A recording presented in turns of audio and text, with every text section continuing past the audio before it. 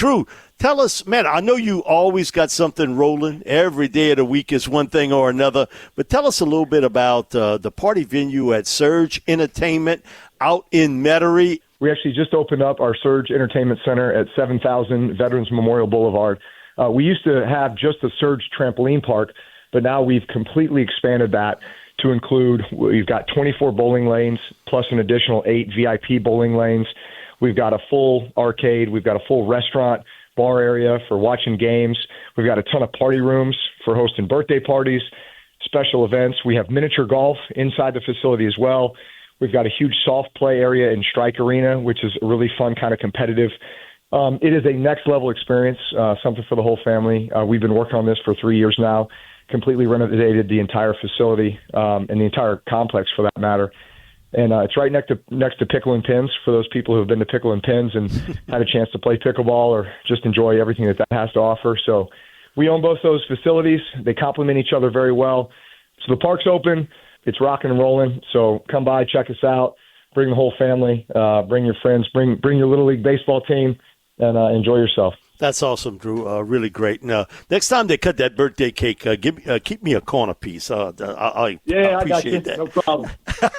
Drew, we haven't got to talk to you post-draft time, but it's kind of a two-part question for you. First of all, there's nothing like experience in the NFL, playing the most critical position at quarterback. And, with Tyler Shough, he's going to be a 26-year-old rookie. But he got to play for a guy that you know really well in Jeff Brom. And the thing with Jeff is, man, I'm getting old. I remember when Jeff was the quarterback for Howard Schnellenberger at Louisville. And then he goes on to the NFL where he was a backup with a number of teams, becomes a very successful coach. And he coached a team you know a little bit about at Purdue. And looking at it, what could Jeff have really kind of worked with him in a year to get him ready for the NFL? Because, again, that experience part he's got to earn. And secondly would be about what you know about Tyler Shough and how well he can handle the NFL. Well, first off, I'd say, Jeff Brom has been pretty masterful at developing quarterbacks throughout his coaching career. Obviously, he played the position, so he comes at it from a unique perspective there. I really like his offense and his system and the way it develops guys. He coached Aiden O'Connell at Purdue. Aiden O'Connell spent 6 years at Purdue. He was a walk-on. Constantly was kind of winning the quarterback job and then unfortunately would get hurt, so he kind of battled injuries. But his last 2 years at Purdue, he put up some pretty incredible numbers and obviously has started a bunch of games for the Raiders the last 2 years. Tyler Shough, I almost see a little bit similar from the perspective that here's a guy who spent, 7 years or 6 years in college, 7 years in college, was it 3 years at Oregon, 3 years at Tech, and then 1 at Louisville. Obviously battled some pretty devastating injuries at times, which ended his seasons prematurely. But to me, here's a guy who comes in with a ton of maturity. He's had to battle through a lot of adversity. He's been exposed to a lot of college football. He's gotten a ton of experience.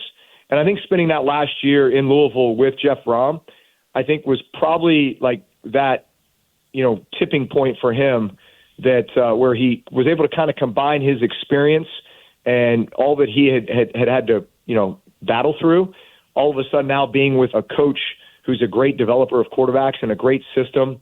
And, man, I just see some of the throws that he made last year. And, he's a big, strong guy who's tough, who will stand in the pocket, who will take hits. Obviously a great athlete, for his size as well. But man, you just see him making some throws that are pretty rare, pretty unique. Great anticipation, good arm strength. I think more so than anything, I just think there's a level of maturity. He comes in and he's probably not going to act like a rookie or sound like a rookie, just given the amount of experience that he has. What is he, 24, 25 years old? So, I think he comes in really well equipped. Hey, Drew, it's WWL Sports Director Steve Geller. Hope you're doing all right. Know you were going around here during Super Bowl time, and the big buzz at that time, besides the game going on, was the fact that Kellen Moore might become the next head coach of the Saints. He ends up winning the Super Bowl here with the Eagles, and shortly after gets named the new boss of the black and gold here. So what's your take on the Saints' new head coach? And I know he's a young guy, but definitely has that NFL and QB pedigree that you want to see. Yeah, look, I've been really impressed with Kellen, and everyone in the building seems to be really impressed with him as well. Kellen Moore was a great quarterback in his own right. I mean, you talk about a guy who came out of college football with like a 52-3 record, playing for Boise State. I remember watching him play back in college, and it was one of those things where Boise State was always punching well above their their weight, playing against some teams that you thought they had no business being on the field with, and they would find ways to win games every year that you just you had to admire. And Kellen Moore was the quarterback and at the helm in a lot of those big games. So here's a guy who's kind of used to being a little bit of the underdog, maybe used to being, kind of sold a little bit short, and yet he came in the NFL. I think it was obvious that he had a bright future as a coach, has kind of worked his way up from being a quarterback coach to a play caller, and I think he's been in some really unique situations with some other great coaches and great offensive minds. So I can see how he's developed kind of his philosophy, and I think just the things that he's implemented just within the building. As I talk to scouts and I talk to players and I talk to other coaches, I think he's really, kind of instantly made a big impact, and guys have a ton of respect for him, and I think are really excited to play for him. True. One of the things, you never know when you enter the league and how things are, and kind of the swirl of the tornado that happens in the NFL. And I remember when you first came in with the Chargers. Okay, you had a veteran in Doug Flutie, and then they draft Phillip Rivers, and it was with another general manager. The injury occurs, and you end up in New Orleans. You see the situation here in the offseason with the Saints with Derek Carr, and kind of how all this has been handled, or maybe not handled really, really well. And I think when you have that sort of turbulence at the quarterback position, that's not good for anybody at this point in time. But you went through a situation, I don't want to say similar, but there was always that, we want Rivers instead of Drew. Or let's go with the old Pops. Let's go with Flutie instead. And there were people that wanted you at the quarterback position. The steadiness at the quarterback spot and understanding that position, and then we don't know about the injury situation with Derek Carr at all, kind of puts this team in a real box right now. Yeah, I mean, look, it seems like everything's been pretty hush-hush. I mean, hopefully there's been very clear communication between Derek and the organization. I really hope there has been. I've reached out to Derek just to check on him, genuinely as a friend, hoping that everything's okay, and hoping that, he's able to get healthy and be able to play. Look, you're always preparing for the future, so whether the drafting of Tyler Shough was because, hey, we really think we need a guy who, can come in and start for us this year, or push Derek Carr, or, hey, it's we're just thinking about the future. Regardless, a lot of times, hey, you see a player that you really like and you see that he's in a great value position in the draft, you're going to take him anyway. So bottom line is I think they got the guy that they wanted. The Saints got the guy that they wanted. They got the guy that they had their eye on and that they thought really, really highly of and feel like he can be a solution for him, into the future. So, we'll see how it plays out. I hope Derek's healthy. At the end of the day, I hope it's an unbelievable quarterback competition where they bring out the best in each other, because I think that goes for every position. Every position, especially with a new head coach coming in, needs to be, hey, each and every one of you guys has to prove it to me. You have to, even the veteran guys, you have to prove why you still deserve to be in the position you are as a starter, as a leader on this team. You got to prove it to me.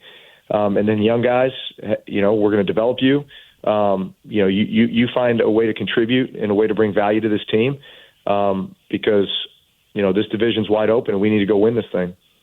Drew, what's your thoughts on the rest of the Saints coaching staff for these QBs? You've got a quarterback we talked about in Kellen Moore, offensive coordinator, you got Doug Nussmeier, and then the quarterback's coach, Scott Tolzien. So there's tons of QB experience that's got to be great for these young guys to develop here.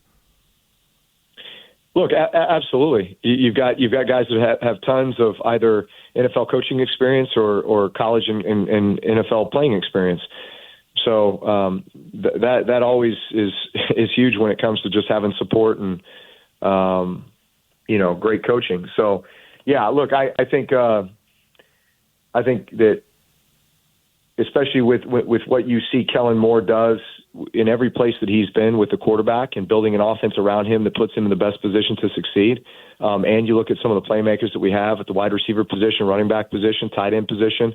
I mean, look, we got weapons and arguably one of the best offensive lines in football. I mean, in my opinion, obviously I played with some of these guys, but we continue to draft guys in the first round, at the tackle position. That's 2 out of 3 years now. So I think that says a lot about, kind of the type of team that we're trying to build, how we want to hang our hat, and obviously developing the quarterback because it's a QB-driven league. Drew, man, I think about you when, within a span of 2 weeks, we all sort of knew Ryan Ramczyk was going to hang it up, with the health issue. And then Teron Armstead announces his retirement, and that wasn't a real surprise either. But, man, to have those two guys for bookends, and it seemed like forever. You didn't have to worry about the right tackle and the left tackle.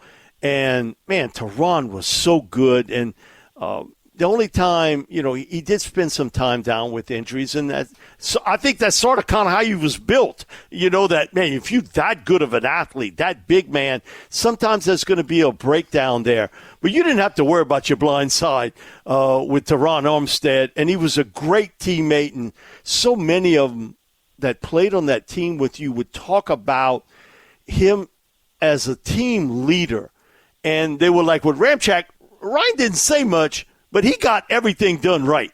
And so your thoughts on kind of in a 1 month span to see your kind of final tackles, they retired also. Yeah. I mean, you said it. Probably, both of them had such a unique story. Teron Armstead, Arkansas Pine Bluff, 3rd round pick, was really kind of this track guy who just kind of ended up playing football. Came in. I'll never forget his first start. It was 2013 against the Carolina Panthers. And I think it was Charlie Brown was our left tackle, ended up going down. And then so here comes Teron Armstead, and he's having to start against Greg Hardy, who was one of the premier pass rushers in the league that year. And there was just something about, like, the way that Teron Armstead flipped the switch. Like, you could just see the look in his eye, like, okay, I'm taking on the best in the league this week, and I'm gonna get the job done. And he had a phenomenal. It was one of those moments where you're just like, okay, we got one here, And then Ryan Ramczyk, here's a guy who ended up going to trade school to be a welder, right? And then ends up at Wisconsin. I think walked back on to Wisconsin to play football. And then next thing you know, we trade up into the first round to draft him in 2017, and he takes Streif's place when Streif retires, and obviously becomes a phenomenal player, a Pro Bowl player. So both those guys, unbelievable stories. I credit, obviously, our scouting department and the guys that do so much work and research to find these diamonds in the rough, and then develop them into great players. And, so much of that is just their own personal kind of attitude and, self-starting nature that, and they want to be great players and they want to be valuable members of the team. And, different personalities, Ramczyk, quiet, just lunch pail guy, go to work. Maybe that was the welder in him. And then Teron Armstead, a little bit more outspoken and, kind of the life of the party. But, those are some of my best memories, being in the huddle with those guys, looking them in the eye in critical situations, knowing that they had my back. The moments in the locker room, moments on the practice field, where you just have a chance to, connect as teammates and build the camaraderie and build the relationship. And, always love those guys. Marcus Colston, I got to meet up with him Super Bowl time and get your thoughts on the value of a big man receiver. So he's telling me this story. He's like, Mike, I only played one spot at Hofstra, only one wide receiver spot. And he said, all of a sudden, Coach Payton tells me I'm going to put you in the slot. And he's like, okay, I did take a look around the NFL. All those guys that play in the slot, they don't look like me. I mean, they're all little smaller guys. But he said, it really worked putting it, because he said, man, you just saw the look of that nickel corner. Man, I got to go up against that 6'4" guy. The value of a big man receiver and what he can do, not only playing at the outside wide receiver position, but also in the slot. It's an incredible asset and such a unique thing to have, a guy who's that big to be able to play inside with that level of feel and toughness. Because man, those in between the numbers, you get smacked. Linebackers, safeties, you're always in the line of fire. You have to have incredible feel and timing, and I look back on those years with those four receivers, really, Marcus Colston, Lance Moore, Devery Henderson, and Robert Meacham. And, Robert Meacham and Devery Henderson were kind of like the speed guys outside, blow the top off. And then, Marcus Colston and Lance Moore were just, we're just going to work you to death in the middle of the field, right? But two totally different body types when you look at Lance and Marcus. And yet both of them kind of played a very similar role. Hey, they'd play the X receiver, which is kind of the single receiver into the boundary, and then they'd also go into the slot. And they could do so many things. But so much of that came from just, number one, you got to be really intelligent. You got to be able to cover a lot of ground. You've got to have great feel, because a lot of the routes that you run are meant to work versus zone and man. And in zone coverage, a lot of it's just you have to have a feel. You're just finding a hole in the defense, being on the same page with the quarterback. So that just takes a lot of time on task, a lot of trust. And, no guy that I had more trust in through all those years than Marcus Colston. Drew, one of the big changes coming this season, too, for this Saints squad lies in the defensive coordinator, something I know you studied, obviously, your entire career opposing defenses. What do you think of Brandon Staley and what he's going to be bringing to this black and gold Florida Lead D, and also the impact it has on the personnel here? Yeah, look, I have always had a ton of respect for Staley, and I'm sure you guys know his story. Staley spent most of the 2009 training camp with us, with the Saints, in the quarterback room. Do you guys know this story? I was not aware of it. No, I just was like, wow. Oh, yeah. So Staley was a college coach at like Mercyhurst or something like that. He was tight with Joe Lombardi. And so he had gotten the ability to come and basically spend training camp with us in 2009.